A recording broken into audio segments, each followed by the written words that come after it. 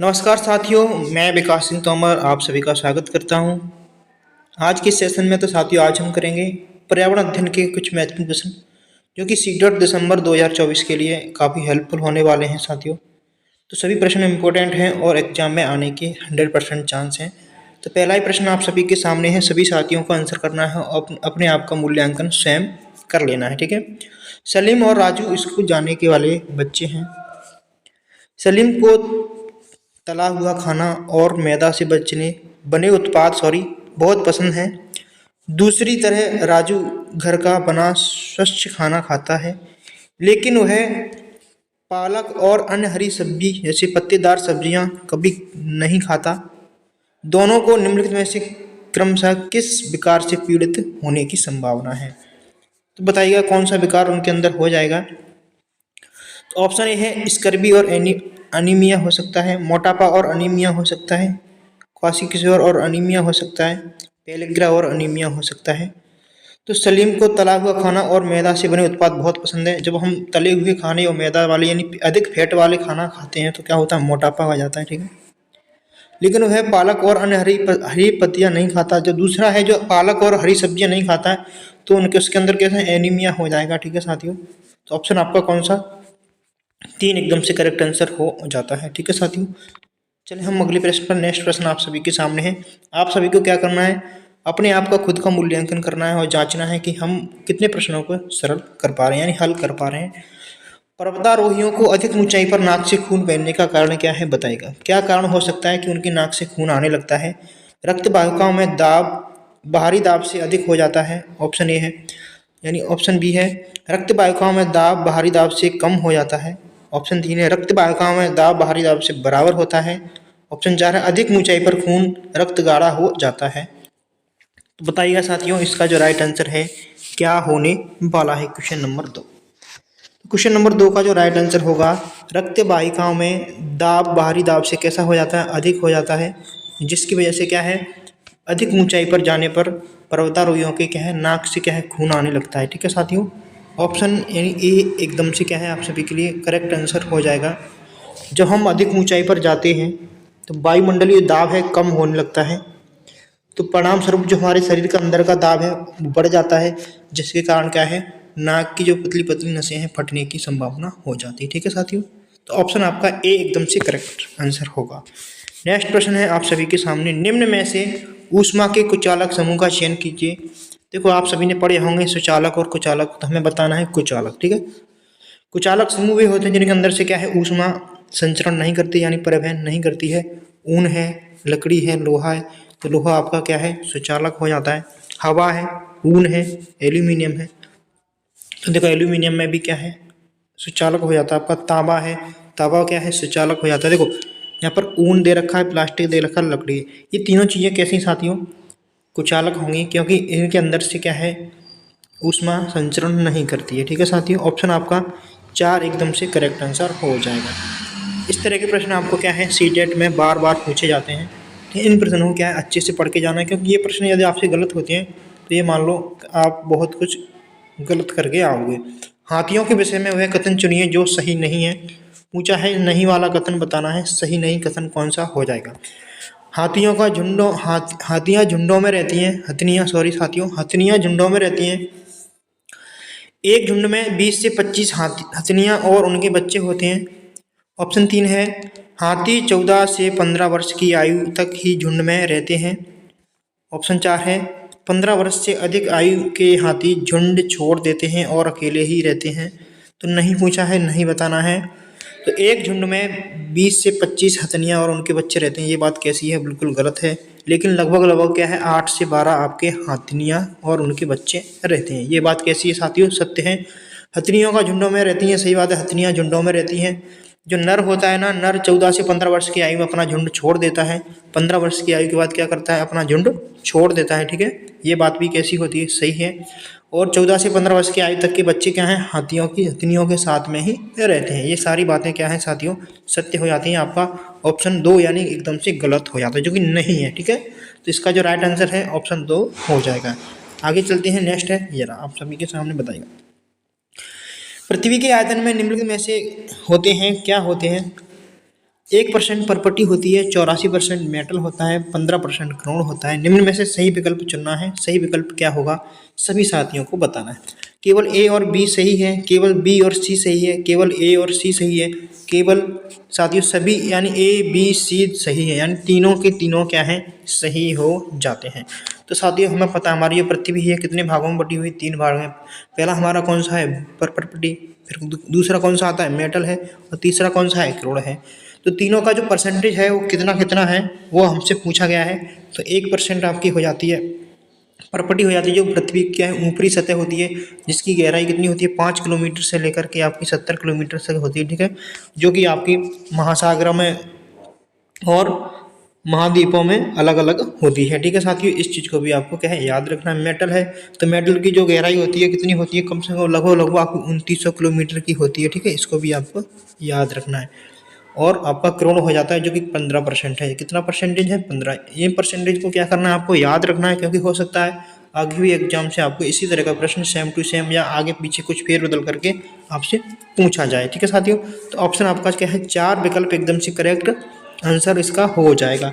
Next प्रश्न आप सभी के सामने है, बताएगा निम्नलिखित में से उस समूह को चुनिए जो मिश्र धातुओं से बना है। मिश्र धातु भी होती हैं जिनके अंदर क्या है, एक या एक से अधिक धातुओं का क्या होता है, मिश्रण होता है, उसे बोलते हैं हम मिश्र धातु।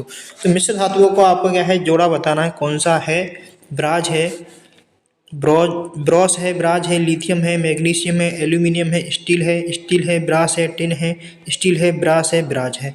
तो आपका कौन सा जो समूह है मिश्र धातुओं का हो जाता है, आपकी स्टील हो जाती है, ठीक है, ब्रास हो जाती है, ब्रोज हो जाती है। ये तीनों कैसी चीज़ें हैं, आपकी तीनों हो जाती हैं कैसे, मिश्र धातुएं हो जाती है, ठीक है। इन्हें आपको क्या है, अच्छे से याद रखना है, ध्यान रखना है, ठीक है साथियों। नेक्स्ट प्रश्न आप सभी के सामने बताएगा निम्नलिखित अवकथन दिया है और कारण दिया है, दोनों देख रखें साथियों। अवकथन कहता है अल बरूनी एवं इनवतुता जैसे यात्रियों ने भारत से विभिन्न देशों की यात्रा की थी, भारत से यात्रा की थी, ध्यान से पढ़ेंगे साथियों। यात्रियों से लोगों को एक दूसरे के विचारों को जानने का अवसर मिलता है, बताइएगा इसका जो राइट आंसर है क्या होने वाला है। जब आपने अच्छे से स्टेटमेंट पढ़े होंगे साथियों, इन बतूता के बारे में, अल बरूनी के बारे में पढ़ा होगा, तो आप इस प्रश्न का क्या है, अच्छे से उत्तर दे पाओगे। क्योंकि आपसे क्या है, सीटेट इसी तरह के प्रश्न पूछता है जो कि आपको क्या है, लैंग्वेज में घुमाता है बस केवल, ठीक है। तो आपको क्या है, जो भी स्टेटमेंट है आपके एनसीईआरटी में दिए हुए हैं अच्छे, उन्हें अच्छे से क्या है, एक बार से पढ़ लेना है। देखो दोनों ए और आर सही है और आर की सही व्याख्या करता है, दोनों यानी ए और आर सही है, किंतु ए आर की सही व्याख्या नहीं करता है। ऑप्शन 3 है सही, ए सही है किंतु आर गलत है, ए गलत है किंतु आर सही है।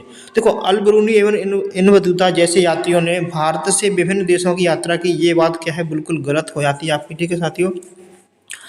यात्राओं से लोगों को एक दूसरे के विचारों को जानने का अवसर मिलता है, ये बात सही है। जब आप यात्रा करते हो, कहीं घूमने जाते हो, तो क्या है, एक दूसरे के विचारों को जानने का क्या मिलता है, आपको अवसर मिलता है, यानी ए गलत है और आर सही है। अब हम बात कर लेते हैं ए गलत कैसे हो जाएगा। ए गलत होने का कारण क्या है, तो अल बिरूनी है, एक क्या है, फारसी विद्वान थे जो भारतीय संस्कृति और विज्ञान का अध्ययन करने के लिए यहाँ पर भारत में आए थे, ना कि इन्होंने भारत देश से यात्रा की थी, ठीक है। इस चीज़ को आपको क्या करना है, ये याद रखना है। यहीं पर हम बात कर लेते हैं किसके बारे में, बात करते हैं आपके इन बतूता के बारे में। तो इन बतूता कहाँ से आए थे, ये मोरक्को के यात्री थे, ठीक है। इन बतूता अपनी यात्रा के लिए दौरान ये भारत की यात्रा की, जब ये यात्रा कर रहे थे तो उसी के दौरान क्या है, इन्होंने भारत की यात्रा की थी, ना कि इन्होंने अपनी यात्रा भारत से शुरू की थी, ठीक है साथियों। इन सभी बातों को क्या है, आपको अच्छे से याद रखना है, क्या रखना है, याद रखना है। नेक्स्ट प्रश्न आप सभी के सामने है, एक ईवीएस शिक्षिका अपने छात्रों से कल्पना करने और उत्तर देने के लिए कहती है, क्या होता अगर पृथ्वी से सभी पक्षियों को एक साथ मार दिया जाता। तो बताइएगा क्या होगा जब पक्षियों को एक साथ मार दिया जाएगा। अपसारी प्रश्न है, काल्पनिक प्रश्न है, अपसारी प्रश्न है, दार्शनिक प्रश्न है। तो पूछा है क्या होता अगर पृथ्वी से सभी पक्षियों को एक साथ मार दिया जाता। देखो ऐसे प्रश्न होते हैं जिनके क्या है, बहुत सारे आंसर हो सकते हैं, रचनात्मक प्रश्न होते हैं जिन्हें ऐसे प्रश्न बोलते हैं, रचनात्मक प्रश्न बोलते हैं। तो रचनात्मक प्रश्न हमारे किस में जाते हैं, ये रचनात्मक प्रश्न है साथियों, क्योंकि इसके कई कई उत्तर हो सकते हैं। यदि हम जानवरों को मार देंगे तो हमारे सामने कई समस्याएं पैदा होंगी, जो वातावरण का संतुलन बिगड़ जाएगा। देखें भोजन सामग्रियां क्या है, कम पड़ जाएंगी, लोग खाएंगे क्या, पिएंगे क्या, दूध नहीं, खाद्यान्न उत्पादन में भी कमी आएगी, ठीक है। तो बहुत सारे इसके उत्तर हो सकते हैं, ठीक है साथियों। तो जिसके अधिक उत्तर होते हैं उसके लिए कौन सा ऑप्शन आपका होता है आपको बता देना है, ठीक है। तो आपका राइट आंसर हो जाएगा अपसारी प्रश्न, ठीक है। कौन सा प्रश्न है ये? अपसारी प्रश्न है। अपसारी प्रश्न में क्या है, एक प्रश्न का एकल ही उत्तर होता है, ठीक है।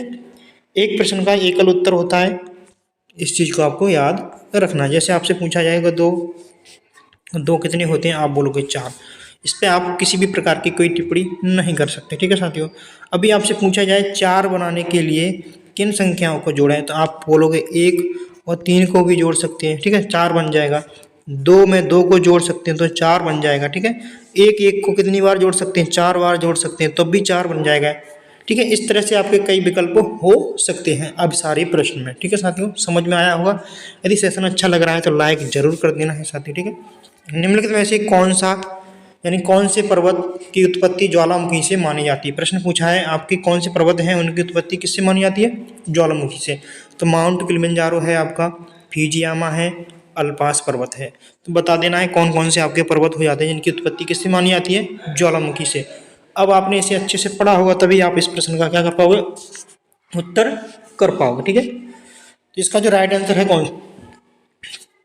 ए और बी विकल्प होने वाला, ठीक है। यानी ऑप्शन आपका 4 एकदम से करेक्ट होने वाला। देखो माउंट किलिमंजारो यह क्या है? ज्वालामुखी पर्वत है। इस चीज को भी आपको क्या करना है? याद रखना है, ठीक है। फिजियम ये भी क्या है? एक ज्वालामुखी पर्वत है। तो फिजियामा जापान का सबसे ऊंचा पर्वत है। इस चीज को भी याद रखेंगे, कहाँ का है? जापान का है, सबसे ऊंचा पर्वत है। फिजियामा जापान का सबसे ऊंचा पर्वत है और ज्वालामुखी पर्वत है। इस चीज को क्या है आपको याद अच्छे से रख लेना, ठीक है साथियों। याद रहेगा अब अच्छे से। अब हम बात करते हैं अल्पास पर्वत की। यह क्या है? बहुत बड़ा पर्वत है, एशिया महाद्वीप का सबसे बड़ा पर्वत है। यूरोप साथी, यूरोप का सबसे बड़ा पर्वत है। इस चीज को याद रखेंगे अच्छे से। ये कितने देशों में फैला हुआ है? तो ये 8 देशों में फैला हुआ है, जिनके कुछ नाम मैं बता देता हूँ। जैसे फ्रांस है, ठीक है, ऑस्ट्रिया है, और आपका हो जाता है स्विट्जरलैंड है। इन देशों को मिला करके और आपके 8 देशों में फैला हुआ है कौन सा? अल्पास पर्वत, ठीक है। इस चीज को भी याद रखेंगे। यानी अब ऑप्शन आपका कौन सा सही हो जाएगा? 4 विकल्प एकदम से करेक्ट आंसर होने वाला है। नीचे दिए गए कथनों में ए और बी पर विचार कीजिए। कथन ए दिया है, कौवा पेड़ की बहुत नीची डाल पर घोंसला बनाता है। आपने इन स्टेटमेंट को अच्छे से पढ़ा होगा तो आप इसका उत्तर अच्छे से कर पाओगे। बीबर पक्षी 2 पत्तों को सीकर अपना घोंसला बनाता है। बताइएगा कौन सा सही है? ए और बी कथन, 2 कथन आपके सामने हैं, आपको बता देना ए और 2 बी दोनों सही हैं क्या? ए और बी दोनों गलत हैं। ए सही है परंतु बी गलत है। ए गलत है परंतु बी सही है। कौन सा आपका एकदम से क्या है विकल्प राइट आंसर होने वाला है? क्वेश्चन नंबर 10 का राइट आंसर क्या होगा? तो ए और बी आपके क्या हैं? दोनों गलत हैं साथियों, याद रखेंगे ए और बी दोनों गलत हैं। कौवा पेड़ों की बहुत नीची डाल पर घोंसला बनाता है, ये बात क्या है? एकदम से गलत है। बीवर पक्षी 2 पत्तों को सीकर अपना घोंसला बनाता है, गलत बात है, ठीक है।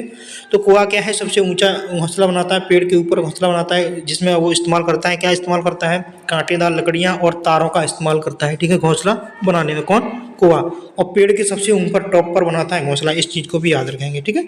ऊंचाई पर बनाता है, टॉप पर बनाता है, ठीक है। बीवर पक्षी की हम बात करते हैं तो यह क्या करता है? घास और जो रेशे होते हैं ना, घास के रेशे होते हैं, उन्हें मिला करके अपना घोंसला बनाता है, ठीक है साथियों। इसे और ध्यान रखेंगे, घास और अन्य पौधों के रेशों को मिला करके ये अपना घोंसला बनाता है, बहुत ही अच्छा सुंदर घोंसला बनाता है, ठीक है साथियों। इस तरह से दोनों कथन क्या हो जाते हैं? आपके गलत हो जाते हैं। तो साथियों अभी तक आपने हमारे चैनल को सब्सक्राइब नहीं किया, चैनल को सब्सक्राइब जरूर कर लेना है और बेल आइकन को दबा लेना, ठीक है साथियों। और यदि सेशन अच्छा लगता है तो अपने दोस्तों के साथ में शेयर कर सकते हो, कमेंट बॉक्स में कमेंट कर सकते हो, और अभी तक आपने लाइक नहीं किया है तो लाइक जरूर कर देना है, ठीक है साथियों। नेक्स्ट प्रश्न आप सभी के सामने है, बताना है, अगर कोई तैरना भी नहीं जानता तब भी मृत सागर में वह आसानी से तैर सकता है? ऑप्शन अब कथन ए दिया है, अब कथन आर, मृत सागर के 1 लीटर पानी में 300 ग्राम नमक पाया जाता है, जो इसे सबसे अधिक नमक यानी सांद्रित कर सागर बनाता है। तो बताइएगा कौन सी बातें आपकी सही हो जाती हैं, ठीक है। देखो दोनों ए आर सही है, ए आर की सही व्याख्या करता है। ए सही है किंतु आर गलत है। दोनों ए आर सही है किंतु ए आर की सही व्याख्या नहीं करता है। और यहाँ पर दिया है ए गलत है किंतु आर सही है। तो बता देना है कौन सा इसका राइट आंसर हो जाएगा। तो इसमें इसका जो राइट आंसर होगा, अगर कोई तैरना भी नहीं जानता तब भी मृत सागर में आसानी से तैर सकता है। ये बात कैसी है? सही है। मृत सागर के 1 लीटर पानी में 300 ग्राम नमक पाया जाता है, यानी 1000 ग्राम में कितना नमक पाया जाता है साथियों? 1000 ग्राम में आपका 300 नमक पाया जाता है। ठीक है, 300 ग्राम नमक पाया जाता है। तो ये दोनों बातें कैसी हैं साथियों? सही हैं। और आपका क्या है, अभिकथन कारण की सही व्याख्या भी करता है। ठीक है, नेक्स्ट प्रश्न की हम बात करेंगे तो बताइएगा। अगला प्रश्न है, दिए गए कथनों को ध्यानपूर्वक पढ़िए और सही विकल्प चुनिए। जाइलम जल और खनिजों को जड़ों से पौधों के बाकी हिस्सों तक पहुंचाता है। फ्लोएम भोजन को पत्तियों से पौधों के विभिन्न भागों तक स्थानांतरित करता है। बताइएगा कौन सा इसका राइट आंसर हो जाएगा। तो विकल्प ए है आपका, ए सही है और बी गलत है। ऑप्शन बी है, ए गलत है, बी सही है। ए और बी दोनों सही है, ए और बी दोनों सही नहीं है। तो बताना है कि जाइलम जल और खनिजों को जड़ों से पौधों के बाकी हिस्सों तक पहुंचाता है। इसका आपको क्या है, सही उत्तर बता देना है। ठीक है साथियों, क्वेश्चन नंबर 13 का राइट आंसर क्या होगा? देखो, जाइलम जल और खनिजों को जड़ों से पहुंचाता है, ये बात कैसी है? सत्य हो जाती है। फ्लोएम भोजन को पत्तियों से भोजन के विभिन्न भागों तक पहुंचाता है, ये बात भी कैसी है आपकी? सही है। देखो, जाइलम में जल आ रहा है, जाइलम, तो जाइलम में जा का अक्षर है तो जल ले जाता है, इसे जल ले जाने का काम करता है फ्लोएम। और फ्लोएम को याद रखेंगे फल, फ्लोएम को कैसे याद रखोगे आप? फल, और फल का मतलब क्या होता है? भोजन। फलों का मतलब क्या होता है? भोजन। और फल यानी भोजन, जाइलम माने जल, जाइलम माने जल, ये जल ले जाने का काम करता है। फ्लोएम यानी फल यानी भोजन ले जाने का काम करता है। इस तरह से आप कनेक्ट करके इसे याद रख सकते हो। ठीक है साथियों, तो आपका तीसरा ऑप्शन क्या है, एकदम से सही हो जाएगा। ठीक है, नेक्स्ट प्रश्न की हम बात करते हैं। ये रहा आपका, घड़ीसर झील के संबंध में निम्नलिखित में से कौन सा कथन सत्य नहीं है? पूछा है, सत्य नहीं है। ठीक है, यह 9 तालाबों से जुड़ा हुआ था। क्या यह 9 तालाबों से जुड़ा हुआ था? यह तालाब आज भी प्रयोग में है। क्या यह तालाब आज भी प्रयोग में है? इसे जैसलमेर के राजा घड़ीसर ने बनवाया था। क्या इसे जैसलमेर के राजा घड़ीसर ने बनवाया था? यह लगभग 650 साल पहले बनाया गया था। बताइएगा कौन सा स्टेटमेंट आपका गलत है? ठीक है, तो यह लगभग 650 साल पहले बनवाया गया था, ये बात भी कैसी है? सत्य है। इसे जैसलमेर के राजा घड़सी ने बनवाया था। ठीक है साथियों, घड़सी ने बनवाया था, ये बात भी कैसी है? सही है। यह तालाब आज भी प्रयोग में है, तो यह तालाब आज प्रयोग में नहीं है। ठीक है साथियों, गलत है ये। यह 9 तालाबों से जुड़ा हुआ था, तो ये बात भी क्या है आपकी? सही हो जाती है। तो गलत पूछा है आपका, तो गलत कौन सा हो जाएगा? जो सत्य नहीं है।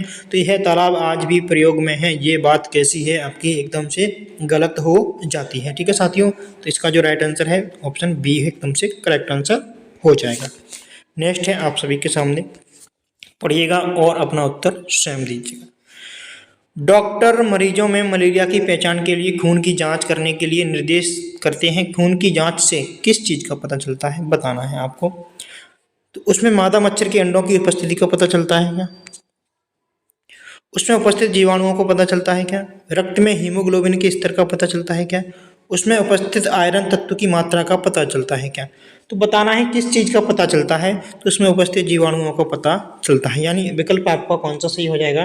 विकल्प आपका 2 एकदम से करेक्ट आंसर होने वाला है। ठीक है साथियों, सेशन अच्छा लगा है तो लाइक आप सभी को कर देना। ठीक है साथियों, अभी तक आपने हमारे चैनल को सब्सक्राइब नहीं किया, चैनल को सब्सक्राइब जरूर कर लेना। ठीक है, तो मिलते हैं सभी साथियों को नेक्स्ट सेशन में, तब तक के लिए सभी साथियों को जय हिंद, वंदे मातरम, नमस्कार साथियों।